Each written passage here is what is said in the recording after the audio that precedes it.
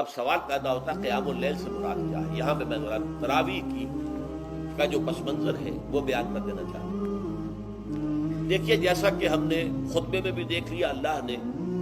قیام اللیل جو ہے اسے فرض نہیں ٹھہرایا تطوعا، قرآن مجید میں بھی اس کا کوئی ذکر نہیں، احادیث میں اس کی تشویق و ترغیب پوری موجود ہے کہ ایک اور حدیث بھی ہم بعد میں پڑھیں گے اس کا پس منظر کیا تھا کہ اس کو چھوڑ دیا گیا۔ اب ظاہر بات ہے مسلمانوں میں کمزور بھی ہیں، مسلمانوں میں وہ مزدوری کرنے والے بھی ہیں، روزہ تو فرض ہے ان پر، چاہے مئی کا مہینہ ہے اور گندم کاٹنی ہے، روزہ تو پھر بھی رکھنا ہوگا، یہ سب کچھ، لیکن یہ کہ رات کو پھر کھڑے رہنا ان کے لیے جاگنا ممکن نہیں، لہذا ان کے اوپر یہ چیز فرض نہیں۔ حضور نے تراویح کی نماز یا قیام اللیل نہ اسے فرض قرار دیا، نہ اس کے بعد جماعت کوئی اہتمام کیا مستقل،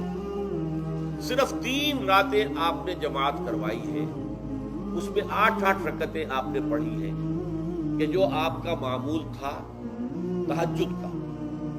وہ پڑھی، اور تہجد کے وقت ہی جماعت کرائی ہے۔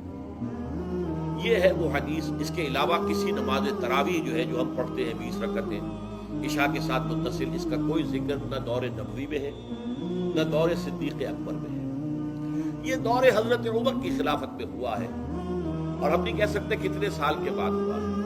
حضرت عمر رضی اللہ تعالیٰ عنہ کی خلافت کا دور جو ہے وہ تو 10 برس ہے، ہو سکتا ہے 5 برس کے بعد ہوا ہو، 6 برس کے بعد ہوا ہو، 12 ہوا ہے اور کیا ہے۔ حضرت عمر ایک مرتبہ مسجد میں داخل ہوئے، مسجد نبوی میں، تو دیکھا کہ کچھ لوگ 8 10 12 جو ہے وہ ایک جو ہے حافظ کے پیچھے کھڑے ہوئے اور قرآن سن رہے ہیں، کچھ دوسرے کونے میں کھڑے ہیں، کچھ کہیں اور کھڑے ہیں، مختلف جماعتیں ہو رہی ہیں۔ تو انہوں نے سوچا کہ کیوں نہ ان سب کو ایک امام کے پیچھے جمع کر دیا، اور اس کے لیے لوگوں کی سہولت کے لیے عشاء کے ساتھ متصل رکھ دیا جائے، اس لیے کہ تہجد کے وقت اٹھنا جو ہے وہ تو ہر کس و ناقص کا کام نہیں ہے، کہ عشاء کے بعد اگر تھوڑا سا اضافی وقت ہو صرف تو یہ ہر شخص کر لے گا، مزدور بھی کر لے گا۔ لہذا آپ نے یہ نظام تجویز فرمایا کہ عشاء کے متصلاً بعد 20 رکعت نماز پڑھی جائے اور ایک امام کے پیچھے پڑھی جائے۔ یہ گویا کہ اجتہاد ہے حضرت عمر رضی اللہ تعالی عنہ،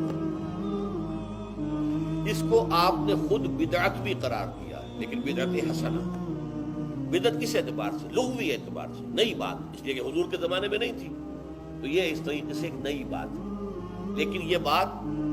چونکہ بہت اچھی ہے، بہت عمدہ ہے۔ آپ جب یہ نظام چل پڑا تو ایک دن مسجد میں آئے، دیکھا کہ بڑی بھری مسجد ہے، صحابہ کھڑے ہیں اور ایک امام کے پیچھے قرآن سن رہے ہیں۔ آپ نے فرمایا نعم البدعۃ ھذہ، یہ جو ہم نے نئی بات شروع کی ہے یہ بہت اچھی ہے، بہت عمدہ ہے۔ اب یہاں سے فرق واقع ہو گیا ہے، ایک تو اہل تشیع جو ہے وہ تو ویسے ہی حضرت عمر سے بہت دشمنی رکھتے ہیں، عناد رکھتے ہیں، تو حضرت عمر کے اجتہادات سے انہیں نفرت ہے، انہیں دوری ہے، چاہے وہ کوئی سا بھی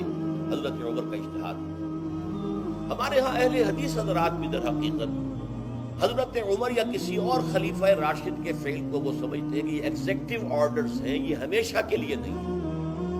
حضرت عمر نے اپنے دور میں ایک نظام قائم کیا، ان کے دور کے لیے ٹھیک تھا، یہ ہمیشہ کے لیے نہیں۔ ہمیشہ کے لیے وہ 8 ہی رکعت کے قائل ہیں، وہ تہجد والے، لیکن اس میں بہرحال انہوں نے بھی خود یہ اضافہ کیا ہے کہ وہ 8 رکعتیں وہ عشاء کے ساتھ متصل پڑھتے ہیں، تہجد کے وقت تو نہیں پڑھتے، اور حضور نے تو صرف 3 روز جو ہے وہ کرائی تھی جماعت، وہ لوگ 30 دن یا 29 دن پڑھ رہے ہیں، تو اضافہ تو انہوں نے بھی کر دیا، تو نظام میں تبدیلی تو ہو گئی۔ لیکن اہل سنت جو کہلاتے ہیں، ہمارے جو 4 جو ہیں، جو ہمارے مسلک ہیں، حنفی، مالکی، شافعی، حنبلی، ان کا اتفاق ہے اس پر حضرت عمر کا، کیونکہ ان کے سامنے اصول یہ ہے کہ حضور نے فرمایا علیکم بسنتی وسنت الخلفاء الراشدین المہدیین،